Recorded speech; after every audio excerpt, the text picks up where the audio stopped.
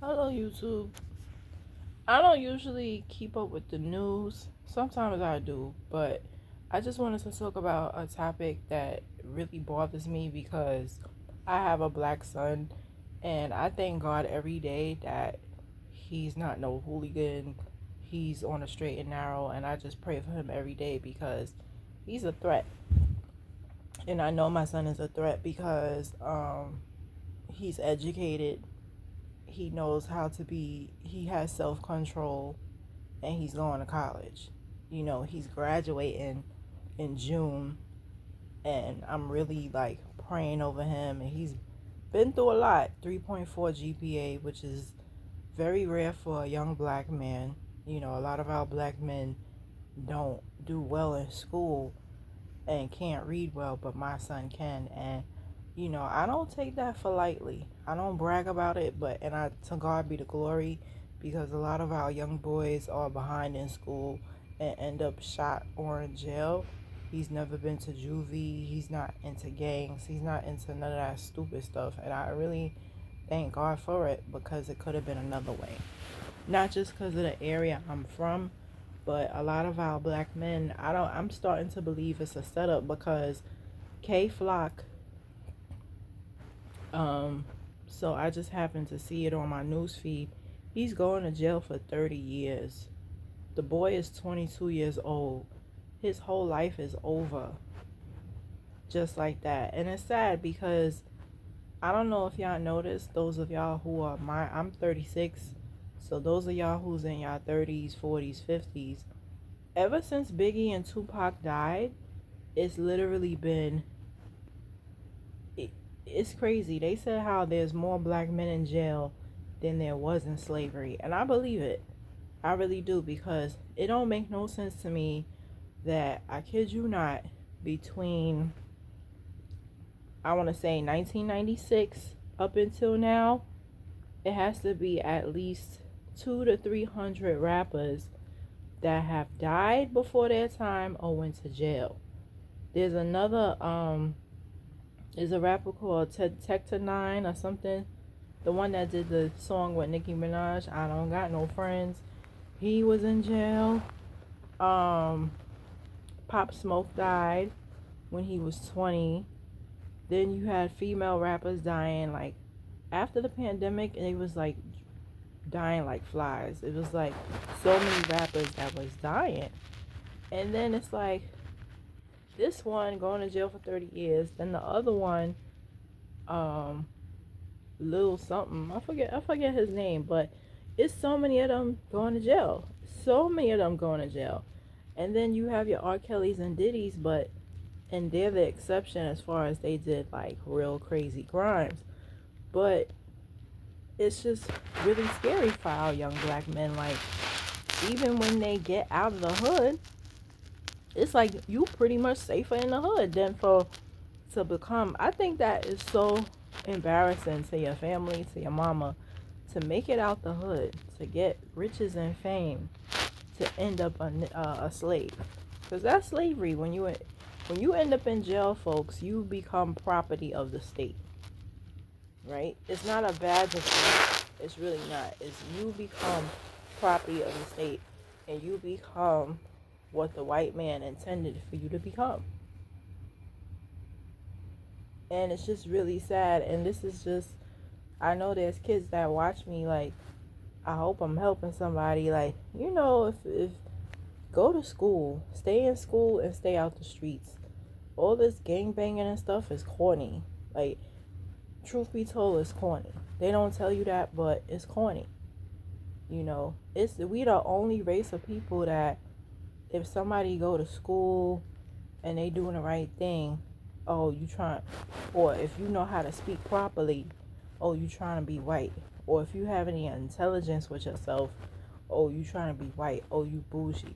No, it's not about being white or bougie. It's you're choosing the positive, smart path. And more of our black men. You got a lot of positive black men, but it's like every time I see the news on my news feed, it's just like again, again, again, and it's always a rapper.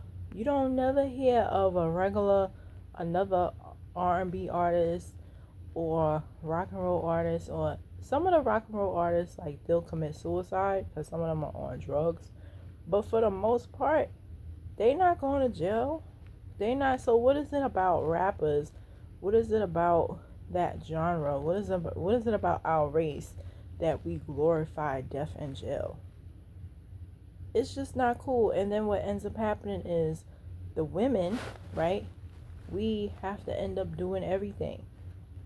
And you have a lot of families that are broken from jail because of death. The father died, the brother died. So now the woman gotta work full time or work two jobs to make it happen, because that guy want to be stupid and get a record. Now he can't get a job. So what happens? She doesn't want to be with you because you stupid. You can't read. And I'm speaking facts, right? So people want to talk about the welfare system corrupted the black community. It doesn't make sense to be with a man and he cannot provide. And I agree with it. So you got people, I know I might get some, whatever comments, and I'm cool with that. But the welfare system did not corrupt the black community. The black community corrupted itself.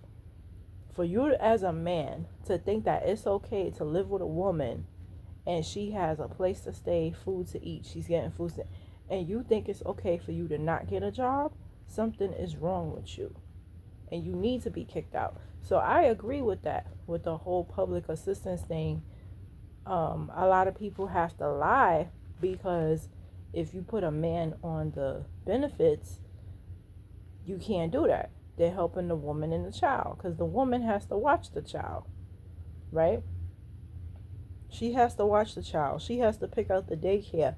She has to make sure that her shift is of such, because it's very hard to find a 24-hour daycare. So she has to find, oftentimes with women that don't have help, they have to rely on welfare, because welfare will take care of everything, because the man is not there. Why is he not there? Because he can't read, because he's going to jail, because of all of these things. And it's just sad. It's just really sad. And thank you to the black men that are providing. Like, my father always provided. My mother and me never had to want for anything. Thank God for him. And there are, thank you, black men that provide. But for the men who don't, what is up? We could say that it's a setup. Maybe it is, because from working in the DOE for 9 years, they do set up black boys. They do. And I remember we had a conversation, me and my cousin, we went to shout out to the Victoria Theater. People from all walks of life come into that bar, and we were having a conversation with a lawyer, and he said, I wouldn't be where I am today if it wasn't for a positive black man, because when he was a little boy, they wanted to put him in special ed, and they do that. They put you in special ed, and then you can't read, then you can't get a job, and then what ends up happening when you can't provide for yourself, human nature, you start to do illegal things. You start to get frustrated because you see everybody else is doing well financially. You want to do financially. So I get that. I totally get that. I saw a documentary. It was about the 70s. And somebody said it, and it's the truth. The only men that got respect in the hood in the 70s was the pimps, the drug dealers, and the pastors. Right? A lot of the 70s was a time when a lot of people's fathers started not being home because of drugs and ending up in jail, right? We was unified. Most people had 2-parent households in the 60s. Some people didn't, because my grandmother had 2 sisters. She was the only one who got married. So you have your exception of single mothers back then.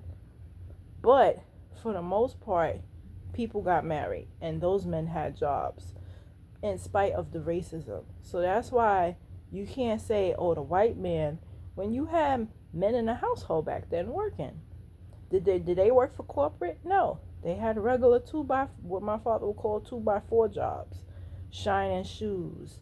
My grandfather, he was a dishwasher, so he washed dishes. What else he did? He did any job he could get his hand on to provide for his family, right?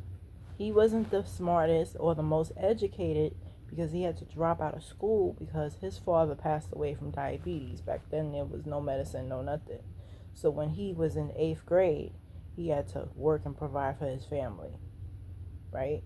So then he had his own family, got married, and had my father and his 3 brothers. So, but that didn't stop him from providing for his family because he didn't have an education, right? And was my grandfather perfect? No, but he worked. So that's why, and then the job I have now is not the best job, but it pays decently. But I really hate it because the population is mainly black men, and a lot of them don't work, don't want to work, and have records, right? What people don't realize is once you serve your time, you could get a job. They lie to people and say, oh, you can't get. No, you can. There's so many people that I've met that's doing better than me that have a record. Life is not over because you went to jail. That's a lie. I don't know who told y'all, but that's a lie. You could still make it. You could still do things. You could open a business. You could do things. Provide for your family. And it's just so sad to me. This dude, 22 years old, going to jail for 30 years. That's his whole life. Whole life is gone because you want to shoot somebody and be rah-rah in your Bronx neighborhood. He probably thought he would never get caught, or he probably just figured that's all he know. I don't know what it is. And it's too frequent ever since Tupac and Biggie. It's like they started it off. Tupac was 25, Biggie was 24 when he died. Biggie might as well have kept selling drugs. Tupac might as well have kept being in the streets. Maybe they would have lived longer, who knows. But they got famous and then died. And then K Flock, he got famous, but then he was still doing hood stuff. Pop Smoke died at 20. All these rappers are dying before their 25th birthday. It's really sad.